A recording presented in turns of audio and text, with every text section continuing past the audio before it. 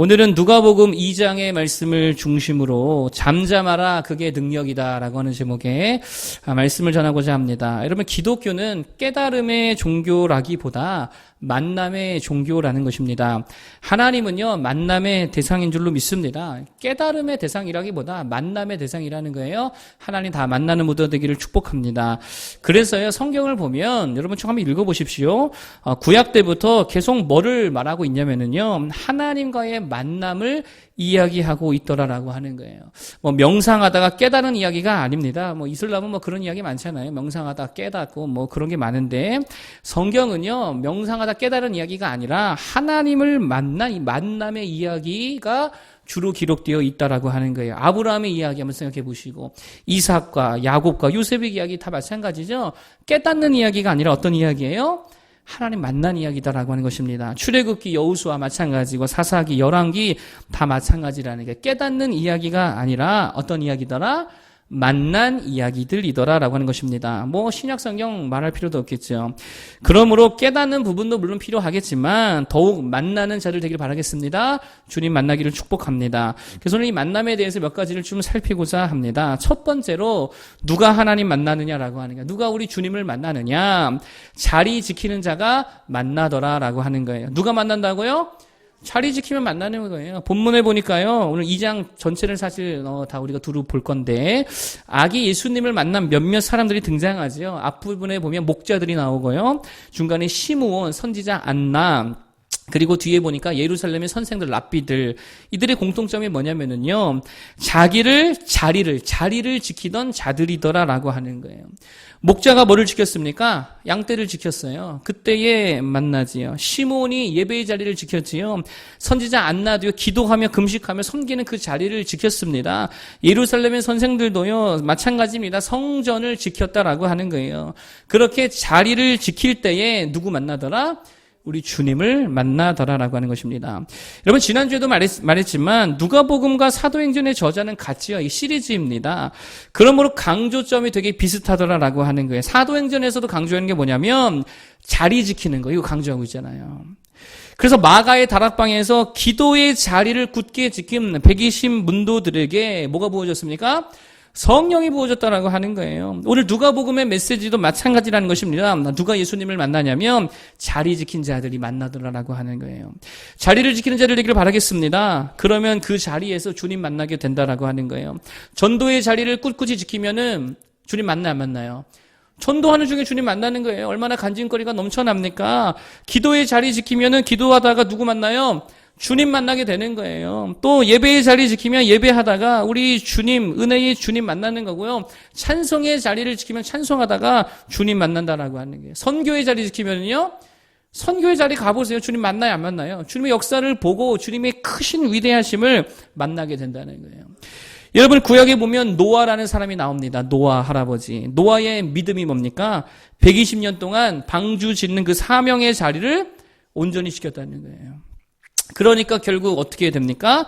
구원하시는 그 하나님, 방주를 지키시고 이끌어 가시는 그 위대하신 하나님을 만나게 되더라라고 하는 것입니다. 반면에 사울이 망한 이유는 뭐예요? 사울은요, 말씀 듣는 자리를 못 지켰어요. 사무엘과의 관계가 뭐예요? 말씀 듣는 자리잖아요. 그런데요, 사무엘의 선지자들의 말을 하나도 듣지 아니하고 자기 혼자 다 판단하고 행동했다는 것입니다. 그러니까 망하지요. 가룟 유다 망한 이유 뭡니까? 잘 생각해 보세요. 결국 뭐를 못 지킨 거예요? 자기 자리 못 지켰어요. 예수님과 함께하는 그 자리 못 지키고 엄한 데 가가지고 엄한 사람들과 이야기하고 그러다가 탐욕의 노예가 되어가지고 마귀 밥으로 전락해 버리더라라고 하는 것입니다. 에서도 마찬가지죠. 장자의 자리 못 지키고요, 팥죽 한 그릇에 그 권리, 그 자리 다 팔아넘기니까 망할 종자가 되더라라고 하는 것입니다. 자리 지키는 성도 되기를 바라겠습니다. 그러면 자리 지킨다는 게 뭐냐? 이런 거예요. 그 자리의 가치를 아는 거죠. 예배의 자리를 지킨다는 게 뭐예요? 예배의 그 자리의 가치를 아는 거예요. 그 자리가 소중하다는 것이죠. 그 자리를 결탄코 하찮게 여기지 아니하더라라고 하는 거예요. 반대로 말하면 왜 자리를 못 지키고 안 지키느냐? 그 자리의 가치를 모르는 거예요. 그 자리가 소중하지 않은 거죠. 그 자리를 어떻게 여긴다고요? 하찮게 여기고 있다는 거예요. 왜 기도의 자리를 안 지킬까요? 하찮으니까. 그러니까 기도 안 하는 거죠. 왜 예배의 자리 안 지켜요? 하찮게 생각하니까. 전도의 자리 안 지켜요? 왜 안 지켜요? 하찮으니까요. 아까 에서 말씀드렸는데 왜 에서가 장자의 자리를 못 지켰습니까? 다른 거 아닙니다. 팥죽 한 그릇만도 못하게 하찮게 여겼다는 거예요. 제가 예전에 목회자 축구 모임에 종종 나갔습니다. 그 완전히 끊어버린 계기가 있는데요. 그게 뭐냐면 목회자들이 새벽에 기도도 안 하고 축구장으로 다 몰려있더라는 거예요. 무슨 말입니까? 기도를 축구보다도 하찮게 여기더라는 거예요. 기도 안 하고 다 달려와요. 아침 일찍부터 와가지고 막 운동하고요. 막 몇 시간 동안 그 꼴 보기 싫어가지고 끊어버렸습니다. 이렇게 보면 보이잖아요. 함께 찬양하는 시간에도 찬양도 못 부르는 분들 되게 많이 있죠. 뭐 어려운 찬양이라면 제가 이해를 하겠습니다만 어렵지도 않은 찬양인데 찬송을 부르지 않는 분들이 있습니다. 그 왜 그래요? 찬송을 어떻게 여기는 거예요? 하찮게 여기는 거예요.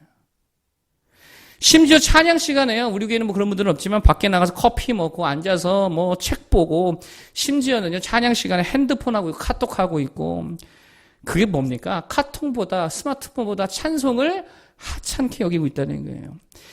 여러분 그러면 자리에 있어도 자리 지키는 모습이 아니다라고 하는 것입니다. 여러분 하다못해 성경 말씀을 봉독하거나 사도신경을 같이 고백할 때 있잖아요. 그럴 때에도 어떤 사람들은 말씀 한 단어 한 단어를 잘 읽으려고 막 집중해서 하지요. 근데 어떤 사람은 진짜 대충 읽고 막 읽지도 아니하고 소리 내지도 아니하고 그래요. 그 왜 그래요? 하찮게 여기니까 그렇지요. 여러분 예배는요 그 안에 어떤 것도 하찮은 게 없는 줄로 믿습니다. 심지어 예배 시간에 광고 시간도요 하찮은 거예요, 안 하찮은 거예요. 예배 시간 안에 드리는 건 다 하나님께 드리는 거기 때문에 하찮은 게 하나도 없다는 거예요. 하나님께 온전히 드리는 시간이기 때문에 그렇습니다. 그래서 요즘에는요 이런 표현 잘 하지 않지만 예전에 이런 표현 많이 했습니다. 준비 찬양. 준비 찬양이라는 말 요즘에 거의 없어졌죠. 왜 그러냐면 준비 찬양이라고 하면 그 자체가 찬양의 의미와 가치를 되게 폄하한다는 거예요. 그런 뉘앙스가 들어있다는 거죠. 그러니까 이미 찬양할 때부터 예배가 시작된 건데 예배 전에 준비 찬양이라 하면 그 찬양 자체의 가치를 좀 낮추는 그런 뉘앙스가 들어있기 때문에 준비 찬양이라는 말을 쓰지 맙시다. 교단적으로 결의해가지고요. 그렇게 광고해서 요즘에는 잘 쓰지 않게 되었다라고 하는 거예요. 여러분 기억하기 바랍니다. 인간은요 절대로 자신이 하찮게 여기는 일에 돈과 시간과 힘을 쏟지 않습니다.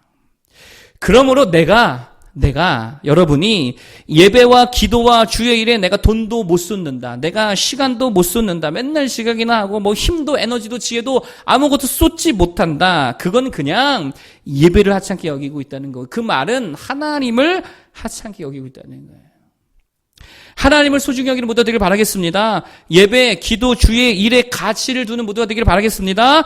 그래서 자리를 지키는 모두가 되기를 바라겠습니다. 그러면 그 자리를 통해 누구 만난다고요? 우리 주님 만나게 될 줄로 믿습니다. 자, 두 번째로 말씀드릴 것은 뭐냐면요. 예수님 만난 자들의 반응이 뭐냐? 이거를 좀 살피기 원합니다.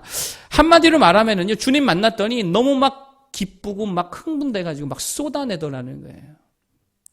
목자들도 아기 예수님 만나고 어떻게 했지요? 한번 읽어보겠습니다. 16절부터 20절까지. 자, 목자들의 반응. 16절에서 20절. 제가 읽을 테니까 눈으로 따라 읽으세요. 16절 읽겠습니다. 빨리 가서 마리아와 요셉과 구유에 누인 아기를 찾아서 보고 천사가 자기들에게 이 아기에 대하여 말하는 것을 전하니 듣는 자가 다 목자들이 그들에게 말한 것들을 놀랍게 여기되 마리아는 이 모든 말을 마음에 새기어 생각하니라. 목자들은 자기들에게 이르던 바와 같이 듣고 본 그 모든 것으로 인하여 하나님께 영광을 돌리고 찬송하며 돌아가니라. 아멘. 무슨 말이에요? 아기 예수님 만나고 천사들에게 듣는 예언의 말들을 막 쏟아내고요. 막 찬양하고요. 하나님께 영광 돌리고요. 다 쏟아내더라는 게 막 흥분돼가지고. 여러분 시므온도 마찬가지입니다. 28절 이하를 보면은요. 28절만 보겠습니다. 28절. 자, 28절 시작. 시므온이 아기를 안고 하나님을 찬송하여 이르되 찬송을 막 쏟아내고요. 34절에 보니까 그 아기 예수 어머니 되시는 마리아에게 막 축복을 쏟아내고 막 예언을 쏟아붓더라라고 하는 거예요. 선지자 안나도 마찬가지입니다. 감사를 쏟아내고 예언과 위로의 말씀을 막 쏟아내더라는 거예요. 그 할머니가. 여러분 이게 예수 만난 자들의 일반적인 반응이더라는 거예요. 흥분돼가지고 막 쏟아내는 거예요. 찬양이 쏟아지고 감사가 쏟아지고요. 말씀이 쏟아지고요. 복음서를 쭉 보면은요, 예수님을 만났던 마리아가 나옵니다. 이 마리아가 뭐를 쏟아내요? 향유, 옥합을 쏟아드립니다. 예수님 만나니까 이게 아깝지 않은 거죠. 쏟아드리는 거예요. 베드로는 뭐를 쏟아내요? 신앙의 고백을 쏟아내요. 주는 그리스도시요 살아계신 하나님의 아들이십니다. 고백을 막 쏟아내지요. 삭개오는 주님을 만나고 내가 빼앗은 일이 있다면 내가 내 갑절로 다 갚아버리겠습니다. 재산을 쏟아내지요. 사마리아 얘는 주를 증거하는 소리를 동네 방내에 물통도 집어 던지고 가가지고 막 쏟아내면서 복음을 증거하기 시작했다는 거예요. 사도 바울도 마찬가지죠. 주님을 위해 다 쏟아냈다고 하는 거예요. 쏟아낸다는 게 뭡니까? 쏟아낸다는 게 뭐예요? 다 하는 거죠? 다 한다. 우리 표어가 뭡니까? 더하고, 다하여, 나아지고, 달라지자. 더한다는 건 뭐예요? 더한다는 거는. 생각해보면 더한다는 건 그런 거 아니겠습니까? 없는 거를 덧입히겠다는 거잖아요. 위로부터의 능력을 더하고, 십자가 권능을 더하고, 은혜를 더하고, 이게 더하는 거지요. 다 하는 건 뭐예요? 다 하는 거는요? 다 하는 거는요, 이건 거예요. 내게 있는 거를 쏟아내는 거예요. 이게 다 하는 거예요. 물질 있는 자는 뭐를 쏟아내고요? 있으니까 물질 쏟아내는 거예요. 주님을 위해. 건강 있는 자는 뭘 쏟아내고요? 건강 쏟아내는 거예요. 우리 젊은 애들이 건강 쏟아내야 될 줄로 믿습니다. 지식과 정보가 내가 좀 있다. 그럼 그거 쏟아내서 주를 위해 헌신하는 거죠. 시간이 내가 좀 있다. 그럼 뭐를 쏟아내야 돼요? 시간 쏟아내는 거죠. 믿음의 고백도 쏟아내고 간증거리가 있으면 간증을 쏟아내고요. 찬양을 쏟아내고요. 아무것도 내가 없다. 눈물밖에 없다. 그럼 뭐라도 쏟아내는 거예요. 하나님 앞에 눈물이라도 쏟아내는 거예요. 그게 다 하는 거죠. 다 하는 모두가 되기를 바라겠습니다. 우리가 다른 건 몰라도 진짜 우리에게 하나 있는 게 하나 있어요. 그게 뭐예요? 요즘에 제가 맨날 강조하는 거. 믿음 있잖아요. 믿음. 그럼 뭐를 쏟아내야 돼요? 믿음을 쏟아내고 믿음을 다 해야 될 줄로 믿습니다. 믿음이 뭐예요? 믿음은 하나님 믿는 거죠. 하나님이 지켜주실 줄을 믿는 거죠. 하나님이 고쳐주실 줄로 믿는 거죠. 하나님이 부흥을 일으켜줄 줄로 믿는 거죠. 하나님의 축복을 믿는 거고 영혼이 잘되고 범사가 잘되고 강건케 되기를 믿는 거예요. 모든 것이 합력하여 선을 이루실 줄로 믿는 게 믿음인 줄로 믿습니다. 근데 제가 이렇게 생각할 때마다 이상한 게 있어요. 오늘날 시대같이 이상해져가지고 믿자 그러면요 사람들이 뭘 좀 아는 척 한다고요. 기복신앙이래. 하나님 믿자 그러는데 기복신앙이라면서 믿지를 못해요. 이상하지 않습니까? 하나님이 우리와 함께 하셔서 은혜 주시고 능력 주시고 지혜를 주실 줄로 믿는 게 기복신앙이냐고요. 성경을 다시 한번 읽어보세요. 지혜가 없거든 뭐 하라 그랬어요? 지혜 달라 구하라 그랬잖아요. 믿음 없이 구해요? 히스기야가 오늘 새벽에 봤는데 몸에 질병 걸렸을 때 뭐 했습니까? 기도했죠. 히스기야 하나님의 나라를 구했습니까? 뭘 구했어요? 건강 달라고 생명 연장해 달라고 기도했잖아요. 그럴 때에 뭘로 기도했다 그래서 확신 가지고 기도했잖아요. 하나님께서 아브라함과 이삭과 야곱에게 부요함을 주셨어요? 가난함을 주셨어요? 부요케 하셨잖아요. 읽어보십시오. 하나님의 은혜를 부요케 하셨잖아요. 그러면 그거 믿는 게 기복신앙이냐고. 살아계신 하나님을 믿는 거죠. 기복신앙이 뭐예요? 제가 확실히 정의해 드릴게요. 기복신앙은 이런 거예요.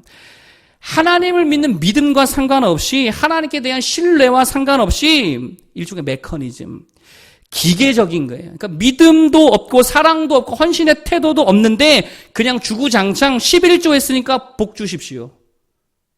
믿음 없어요. 사랑도 없어요. 좋은 태도도 없어요. 근데 내가 11조 했으니까 복 달라고. 이게 기복신앙이에요. 사실상 하나님을 믿는 게 아니라 뭐를 믿는 거예요? 내 행위를 믿는 거예요. 내 행위를. 이게 기복신앙입니다.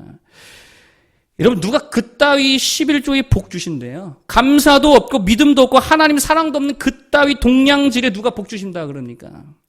누가 은혜 주신다 그래? 그런 식으로 10의 9조를 드린다 하더라도 하나님 복 안 주신다는 거예요. 그런 식으로 그런데 하나님께 나아간다. 이게 기복신앙이라는 거예요. 믿음도 없는데 믿음 죽어라고 없는데 천일을 새벽기도 했다고 복 달라고. 이게 기복신앙이라고. 날수 채웠으니까 성공하게 해달라고. 이런 접근 기복주의라는 것입니다. 여러분 그런 식으로 만일을 한번 해보십시오. 하나님이 복주나. 그래서 히브리서 4장 2절에 뭐라 그러냐면 히브리서 4장 2절 이렇게 말합니다. 그들과 같이 우리도 복음 전함을 받은 자이나 들은 바 그 말씀이 그들에게 유익하지 못함은 듣는 자가 믿음과 결부시키지 아니함이라. 무슨 말이에요? 아무리 순종하고 아무리 11조하고 아무리 기도하고 아무리 주를 성수하고 이유를 섬긴다 하더라도 뭐와 결부되지 않으면, 하나님을 믿는 믿음과 결부되지 아니하면 그 아무것도 아니라는 거예요. 그게 기복주의라는 거예요. 그런데 믿음은 뭡니까? 내 행위를 믿는 게 아니고 누굴 믿는 거예요? 하나님 믿는 거예요. 그 하나님이 나를 사랑하심을 믿는 거예요. 믿으시기 바랍니다. 하나님이 여러분 사랑해 주셔. 누구 주셨습니까? 독생자 예수 그리스도 주셨잖아요. 그거 믿는 거지요. 아들을 주시니까 아들과 함께 모든 것을 주시지 아니하겠느냐? 그 하나님을 믿는 거예요. 하나님이 살아계심을 믿는 거예요. 하나님이 복 주시고 하나님이 상 주시고 나를 통해 위대한 일을 행하신다. 하나님 당신을 향하여서 놀라운 일을 가지고 계시다. 이거 믿는 거죠. 내 종교적 행위를 믿는 게 아니고 하나님의 인자하심을 믿는 거예요. 기복주의랑 본질적으로 다르다는 것입니다. 이런 마귀에게 속지 말기를 바랍니다. 성도가 하나님을 믿어야지요. 믿음을 다하고 믿음을 쏟아낼 수 있기를 바라겠습니다. 너무 이상해, 너무 이상해요. 하나님을 믿자고 하는데 성도들이 주저하고 있는 게 너무 이상하지 않습니까? 이 땅에 부흥과 회복을 주실 것을 믿자 그러는데, 믿는 게 이상한 거예요? 안 믿는 게 이상한 거예요? 안 믿는 게 이상하죠. 하나님 우리 가정에 복 주신다. 우리의 사업을 창대케 하신다. 이거 믿자는 이야기에 반응하지 못하는 모습이 오히려 이상한 모습이다라고 하는 거예요. 믿음을 쏟아내길 바랍니다. 다윗이 골리앗과 싸우러 나갈 때 뭐라고 고백했는지 아십니까? 다윗이 이렇게 고백했어요. 전쟁은 하나님께 속했으니, 그 다음에 뭐라 그러는지 아십니까? 전쟁을 하나님께 속했기 때문에 이길 수도 있고 질 수도 있습니다. 주님 뜻대로 하옵소서. 이러고 나가지 않았습니다. 뭐라고 말했습니까? 전쟁은 하나님께 속했으니 그가 너희를 우리 손에 넘기시리라. 승리를 믿고 나갔어요. 승리할 수도 있고 안 할 수도 있고 모르겠는데 한번 가보자. 이게 아니라 하나님이 승리케 하신다. 너희를 우리의 손에 넘겨주신다. 믿음 가지고 나아갔다는 것입니다. 이게 예수님 만난 자들의 반응이 되어야 될 줄 믿습니다. 여러분 뭐가 있으세요? 뭐가 있든지 간에 그거 가지고 쏟아내는 자들 되기 바랍니다. 돈 있으면 돈 쏟아내고, 재능이면 재능 쏟아내고, 힘과 지혜 있으면 그거 쏟아내고, 무엇보다 믿음 다 있잖아요. 그 믿음을 쏟아내서 믿음을 다하여서 주님께 나아갈 수 있는 모두 되길 바라겠습니다. 마지막 세 번째는 뭐냐면, 주님을 만난 자들이요 다 놀랍게 여기더라라고 하는 거예요. 주님 만난 자들은요 똑같은 반응을 했는데요 다 놀랍게 여겼다는 거예요. 18절 보겠습니다. 한 몇 구절 읽어볼 건데요. 먼저 18절부터 읽어보겠습니다. 18절 시작. 듣는 자가 다 목자들이 그들에게 말한 것들을 놀랍게 여기되. 예수님에 대해 이야기하니까 어떻게 여겼다고요? 놀랍게 여겼더라. 33절 시작. 그의 부모가 그에 대한 말들을 놀랍게 여기더라. 마찬가지 예수님에 대한 예언의 말씀 듣고 어떻게 여겼더라? 놀랍게 여겼더라. 마지막 47절입니다. 47절. 자, 시작. 듣는 자가 다 그 지혜와 대답을 놀랍게 여기더라. 12살짜리 예수님과 대화를 나눈 랍비들의 반응입니다. 예수님의 말을 듣더니 반응을 어떻게 했다고요? 놀랍게 여겼다는 거예요. 예수님을 만난 자들은 하나같이 다 놀랍게 여겼다라고 하는 거예요. 놀랍게 여겼다는 게 무슨 말입니까? 잠잠케 됐다는 거예요. 잠잠케 되더라. 압도하셨다는 거예요. 랍비들이 12살짜리 예수님의 언변에 뭐 당했다고요? 압도당했어요. 그 뒤에 얘기가 없잖아요. 와, 압도당한 거예요. 반박할 수가 없는 거, 대꾸할 수가 없는 권능과 권위를 보았다라고 하는 거예요. 여러분 특별히 46절 47절 우리 방금 읽었는데 여기 보면 랍비들과의 논쟁이 있잖아요. 주님의 말에 다 압도돼가지고 할 말을 없게 만드시더라는 거예요. 그래서 나중에 예수님이 제자들과 함께 배를 타고 갈릴리 바다를 건너가실 때에 엄청난 바람과 파도가 막 일게 되었습니다. 그때 주님이 한마디 꾸짖으시니까 바다와 파도가 어떻게 되었습니까? 잠잠해 되었어요. 압도되었어요. 파도조차 그 권위 앞에 잠잠케 되었다는 것입니다. 주님이 오시면 다 잠잠해질 줄로 믿습니다. 아무리 귀신들이 날뛴다 하더라도 주님 앞에서는 어떻게 돼요? 잠잠해져요. 그러므로 우리들도 마찬가지죠. 우리가 정말 주님 앞에 서 있다라고 한다면, 주님을 만난 자들이라고 한다면 어떻게 해야 됩니까? 잠잠해야죠. 우리의 자아가 어떻게 돼야 돼요? 잠잠해져. 완전 죽어버려야죠. 꺾어져 버려야죠. 자기 부인이 뭡니까? 막 자기를 죽이고 막 안 죽는다 억지로 죽이고 이게 아니라 예수님 앞에 그냥 뭐 하는 거예요? 잠잠해지는 거예요. 그게 자기 부인이죠. 오직 아멘 하는 것입니다. 주의 말씀 앞에는 뭐밖에 없다 그래요? 아멘밖에 없다, 예밖에 없다고 하시잖아요. 예 할 줄 아는 거, 그게 우리의 신앙이 되될 줄 믿습니다. 종종 이렇게 보면은요, 되게 시끄러운 조직들이 있죠. 교회 안에서도 마찬가지입니다. 어떤 교회는요, 교사 모임이 진짜 더럽게 시끄러워요. 막 짜증날 정도로. 어떤 교회는 구역 모임이요, 진짜 엄청 시끄럽습니다. 어떤 교회는요, 교회 자체가 너무 시끄러워요. 그 왜 그래요? 거기 누가 없기 때문이에요? 주님이 임재하시지 않기 때문에.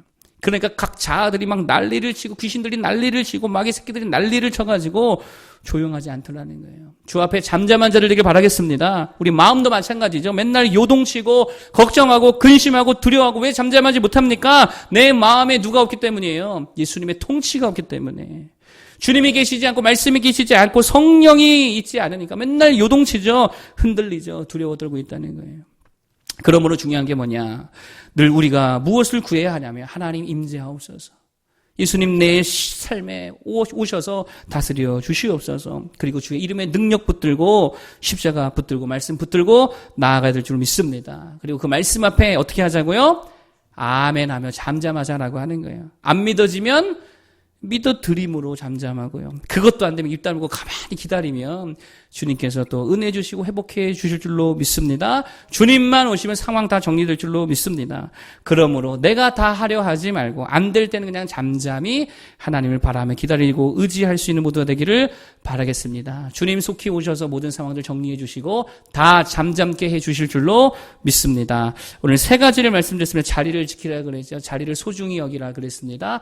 하찮게 여기지 마십시오. 하나님께 속한 것들은 다 거룩합니다. 정말 하찮게 여기지 않고 소중히 여길 수 있는 자리 지키는 모두 되길 바라겠고, 두 번째 쏟아내자 그랬죠. 특히 믿음을 쏟아낼 수 있기를 바라겠습니다. 우리 가진 거 뭐 있어요? 믿음 있잖아요. 그거 쏟아내가지고 주의 사명 감당할 수 있길 바라겠고요. 주님 앞에서 어떻게 하자고요? 잠잠하자. 잠잠하게 아멘 아멘 할 수 있는 우리의 심령들 되기를 축복합니다.